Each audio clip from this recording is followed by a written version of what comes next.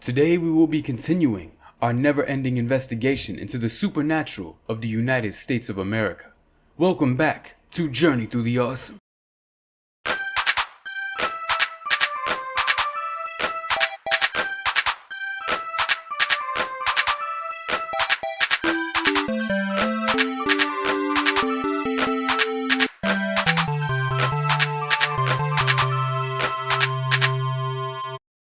Welcome back to Journey Through the Awesome, everybody. I'm happy to update that the snow is slightly melting in my area. And I'm really happy about that because I am the biggest opponent to snow and ice. It is the biggest threat to my personal safety and stability. Maybe not everybody else.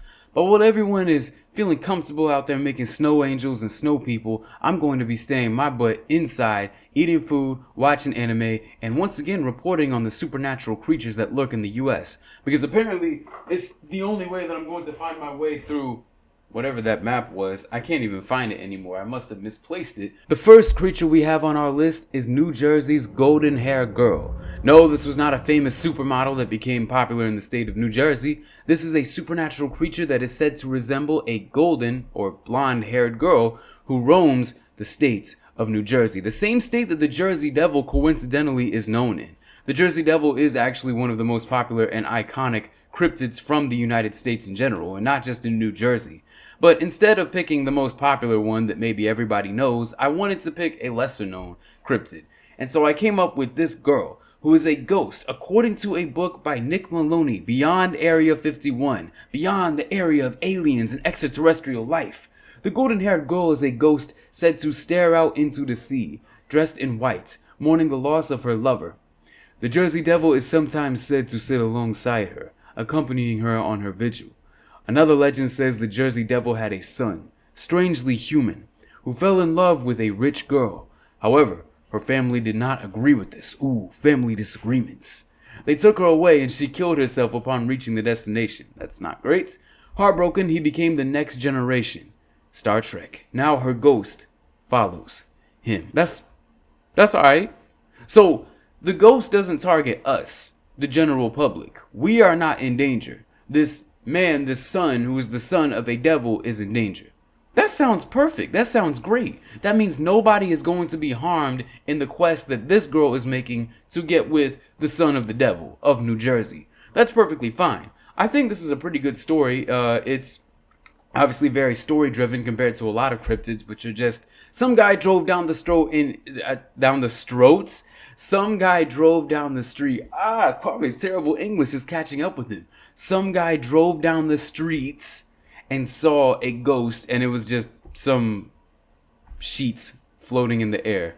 Or it was just somebody floating by some chains or something. You know, something simple that is just a sighting. It's not something that's very story-driven and heavy on characters or the plot. Now it is time to get on to Nebraska, the Walgren Lake Monster. This report comes to us from the Pine Barrens Institute, which is actually a really interesting website. It's basically this blog post / database where people come together and they compile reports of cryptids all across the US, which is basically what I'm trying to do with this series. And they wrote a report about the Walgren Lake Monster. According to this report from the database, the first credible sighting of this monster occurred in 1923 and involved a man named J.A. Johnson. According to Johnson, that's a nice name. He and two friends were camping next to the lake when they spotted an enormous creature moving through the water. Curious, the men approached the shoreline and watched in awe as a beast 20 yards away. They described as being nearly 40 feet in length. 40 feet! This is not 40, this is 10, but imagine this multiplied by 4. Imagine if I had 4 hands, that would be supernatural. A dull gray-brown color, possessing one horn on its head and somewhat resembling an oversized alligator. As the men stood in silence on shore, staring at the unknown creature swimming before them, the monster let out a powerful roar and immediately dove back down beneath the surface. Amazed, Johnson and his companions returned home and told their encounter to all who would listen. After Johnson's story spread, other articles regarding the lake monster began to appear in newspapers across the U.S., so this had transcended beyond even their own state. One such article appeared in the Evening Independent in Florida, which told of a fishing club in Nebraska, so Florida reporting from Nebraska, that was preparing to go to war with the beast. They had even purchased harpoons and a whaling gun and a bunch of weapons to try to, well, murder the beast, but they could never get towards it or find it, which may have proved that this was all just a myth, but hey, it's all good. You know, stories still have power even if they are fictional. Other newspaper articles talked of how an unfortunate group of tourists were chased from the water by the beast after a day of swimming. The reporter claims that the locals of the area had grown tired of the monster attacking swimmers and eating their livestock, and they begged the town of Hay Springs to destroy the beast once and for all. The town obliged, but every attempt to find and kill the lake monster ended in failure. Probably because they could never find it, because like I said, this could just be a story. But it's okay because even fictional stories have power. I mean, we all remember when Infinity War came out, everybody was dressing up as Thanos in public and snapping their fingers, and then they would just get beaten up because everybody would be like, why are you coming up to me and snapping your fingers like that? Nerd? No, I was not one of those people. As somebody who really likes the ocean, it would terrify me deeply if I was swimming out one day and a giant sea monster came out and swallowed me like a little jelly bean. Sometimes I wonder how I would fare in a fight against a lion versus how I would fare in a fight against a shark. Either way is not a desirable situation, but I feel like against the shark, it's just much worse for me compared to the lion. When I'm fighting a lion, you know, at least there are some ways I could run around it. I could run some lines around it like an offensive lineman. But against the shark, I mean, unless you have the swimming skills of Michael Phelps, you're not really getting out of that situation. You're definitely not fighting off the shark underwater. Unless you have, again, the skills of a pro athlete. But even if you were a trained boxer like Mike Tyson, I mean, what are you going to do against something like this? If it's, especially if it's an eel-like monster and it could wrap around you and suck all the oxygen out of you, you're underwater, man. That's it. That's wraps. That's game over. You're done. The next monster that we're going to be talking about are the Pukwudgies from Massachusetts. So this recounting is from the New England Folklore Database, which goes through all the folklore of the New England region. And so we actually have a lot of history with this one. It started when the Puritans came to New England from England. So they brought a lot of folklore with them. Some of it had died, some of it survived, and this is one of those pieces that did. This is about the Pukwudgies. So we have first two reports that come to us from this book. The first one says, a woman named Joan claimed she was walking her dog out in the forest on a spring day in the 90s. Her dog ran off the path and dragged her into the woods. When the dog finally stopped, she found herself staring at a strange being standing on a rock. She described him as looking like a troll, 2 feet high with pale gray skin and hair on his arms and the top of his head. I thought that when she said that he looked like a troll, she was going to say that he looked like an internet geek with some glasses and some buck teeth and a lot of acne on his face, acne scarring, and he has a little collar shirts with some pencils in his little pocket right here. I didn't mean to stereotype you. If you are somebody who likes to troll people, I mean, that's probably what you look like. I'm just saying. I'm not meaning to. Don't hate, okay? Don't hate. And also don't troll people. That's wrong. His torso made up the majority of his body, and he had very short legs. His eyes were deep green, and he had large lips and a long, almost canine nose. Needless to say, Joan was shocked to see the creature. She stared at it. It stared at her. Finally, the dog ran back to the path, pulling her away from the Pukwudgie, or at least that's what it was called, a Pukwudgie. That was the first encounter. So, after this, we have a second encounter that comes from Dark Woods. It's told by a man named Tom. So here's how it goes. Tom first saw a Pukwudgie when he was a teenager. He had snuck out of his parents' house to walk into the woods and clear his mind. As he walked down a path, he saw a glowing light. This is his first-hand account right here. I noticed a dim light, like in the form of a ball, in front of me. It was white and swelled, like it was breathing. It rose to about my shoulders, and then flew into the woods. Tom followed the light down the path until it disappeared. As he turned to head back home, he noticed he was not alone. A short man covered entirely in fur stood nearby. He was about 2 feet tall, that's not very tall, and had a nose like a wolf. I'm saying it's not very tall. I'm 5'7", 5'8" on a good day. So, you know, I'm not very tall, but this was even shorter than me, so I have a right to say that. Tom was unlucky enough to see a Pukwudgie a second time. He saw it twice. One night he drove to one of the Freetown State Forest parking lots and sat in his car. He turned off the car. He realized he wasn't alone when he saw something standing in the darkness once again. So this is just like our other 2 encounters, including his own. It was the same little man he had seen in the woods all those years ago. The Pukwudgie was about 20 feet away. He could see its eyes glowing red. The engine of his car came on of its own accord. He did not start his car. It started on its own, and the radio blared loudly. In a panic, Tom drove home. So there are these people who are shorter than me and who are piloting beams of lights in the state of, where was this again? Massachusetts. So in Massachusetts, people of Massachusetts, are you seeing these beams of light with these little people who are driving these lights and coming down and greeting you just randomly in the forest? If so, what do they want? Could they just want food? Could they just be hungry? Could they be inviting you to have some chicken at Popeyes with them? Who knows? But what I think we really need to get from this is, why didn't anybody run away right as soon as they saw these people or these strange beams of light? If that was me, I would have turned on the the springs, and I would have gotten right out of there in seconds. Advice for anybody who has encountered a Pukwudgie is to give it some type of offering. You know, these beings came down twice, and they had encountered this Tom guy twice, so clearly they wanted something from him. If I got visited by extraterrestrial beings, I'm not going to take that encounter lightly. If I got visited twice, I'm going to try to not make friends with them, because I would definitely be scared, but make some type of offering. Maybe they see me as a valuable specimen that they want to experiment on. Clearly these are extraterrestrial beings. You know, they're not paranormal, they're not some type of natural cryptid monster that came out through some twisted form of evolution. These are beings from another planet, maybe even another dimension.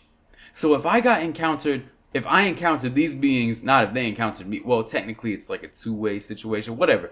If I encountered these beings twice, I might bake them a pie. I might make them some food, and then next time, the third time they come down to me, I'll be like, here you go, here's my offering. Okay, can I be one of you all? Can I get off of this planet because it sucks? Because humans aren't exactly the nicest creatures. Could I join you all in your extraterrestrial travels? That's what I would do. I don't know what Tom would do, and I don't know what you would do. You should comment that down below, as well as what you would do if you encountered all of these creatures. The next one that comes to me comes to us, I should say. We're a team in this. It's from South Carolina with the Wampus cat. This one is actually relatively more well known compared to a lot of other cryptids from the area and that we've already looked over.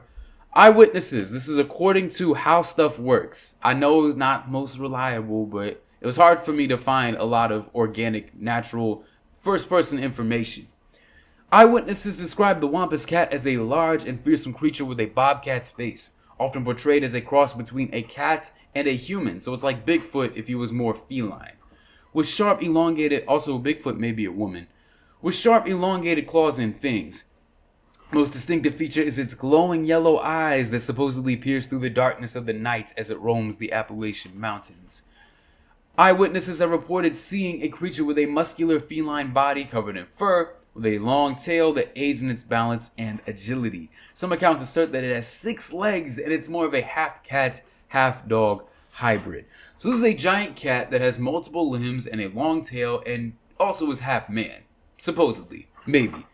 I feel like if I encountered this, I would just run away. Or I would just run away, drive away. There's no reasoning with a creature that seems more like it would be an average animal than something that may have, I don't know, some kind of intellect to know how to pilot an extraterrestrial ship.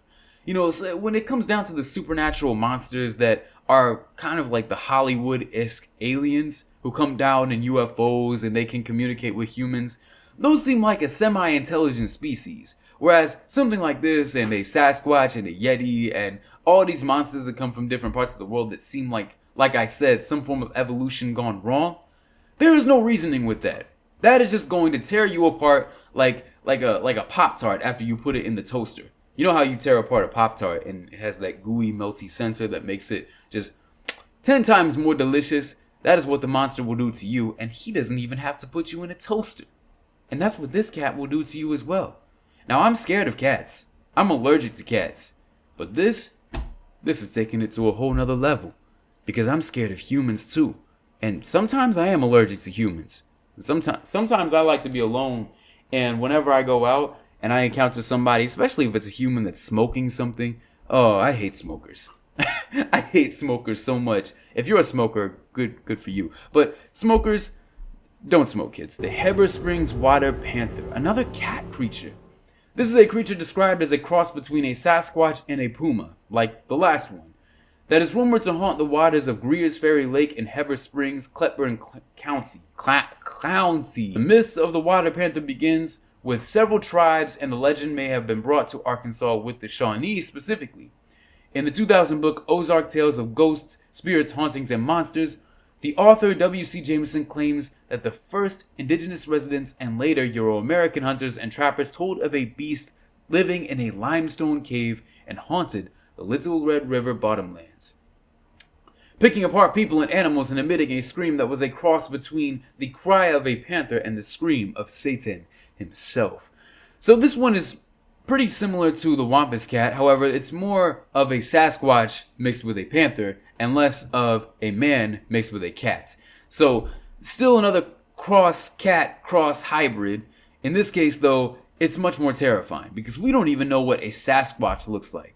I mean, technically we do. It kind of is just a guy dressed up in a gorilla suit. That's my theory, at least. It would be scary to walk into the forest and you casually just see a half cat, half ape, half gorilla walking towards you. How would you even react in that situation?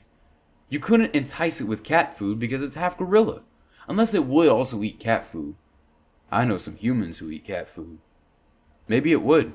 Maybe you'd have to give it a mix of bananas because gorillas like bananas, and cat food because cats like cat food, and you put it all in a bowl and you go out there.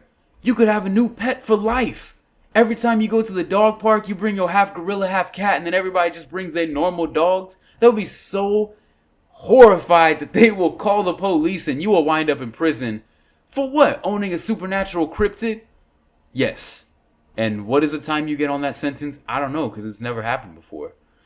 But anyway, I think that a lot of this is pretty interesting. I think that the encounters and the folklore surrounding these creatures gives us more insight into the culture that exists in these regions. Just like the Pine Barrens Institute, just like Dark Woods by Christopher Balzano, just like all of the other books and databases that we have referenced here today, I feel like bringing awareness to these creatures is in essence bringing awareness to the cultures that celebrate them, or even just, make references to them. Talk about them in their media, in their books, in their writings. Make profitable films off of them that they know will just scare people, even if they themselves may not believe it. So even if that's the case, you are always more than free to believe whatever you want to believe. And a lot of millionaires are free to profit that idea as they turn them into films, TV shows, and video games. Capitalism. Anyways, thank you all so much for watching this one. You can support the show by liking and subscribing to all these videos and all this channel. You can also support by promoting myself in any way that you see fit. Yeah, I'm not talking about the show. I'm talking about myself, me as a person. Go out and make a shirt with my face on it, and then film a video of yourself, like, pooping on it or throwing food on it. I don't care. If you want to disrespect me, it's all good. As long as it's showing some kind of promotion for the show. A writing team trying to think up new fortunes for fortune cookies. Okay, let's see. What would be a good fortune? Michael, you got any ideas? What would be a good fortune, Michael? Naomi, you got any ideas? Jada, you got any ideas? Well, what are we all going to come up with here? We need something innovative, something revolutionary. How are we going to capture people's attention? Come on, there's got to be something that just shows fortune. Something that shows luck and prowess and having the privilege to have everything revolve around you at every second. Oh, revolve. The universe is more likely to revolve around you. But that's just a scientific fact. The universe revolves around, we revolve around the universe, or does the universe revolve around us? No, the universe isn't revolving around us because we are in the universe. Somebody come up with something before my brain explodes. Okay, nobody has anything? I'm just alone in this? Well, you know what? You guys can take your fortune cookies and you can just go out of business with that because I'm not willing to do business with all of you unoriginal thinkers. Okay? Man, I could have been so many things. I could have been an actor, man. I could have been an NBA player. I could have been a Hollywood actor.